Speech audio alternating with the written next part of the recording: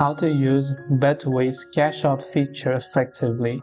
In order to use Betway's Cash Out feature effectively, if you're on betway.com, on the top right hand side you can see Cash Out. You'll see a little description of what Cash Out is all about.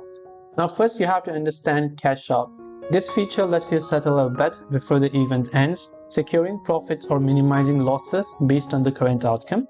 You must also identify eligible bets, so you can look for the Cash Out icon from here on your active bets. So you can go to my bets, you will see your active bets, and if an event is eligible for a cash out, you'll find the cash out button there. Third is you must track games closely and monitor live events. So cash out when your bet is winning but the situation looks risky, or if the odds shift unfavorably. And there is also the partial cash out option. You can use this to secure part of your profits while keeping some of your stake active. Don't cash out too early, and you must also wait for the right moment when the potential profit outweighs the risk.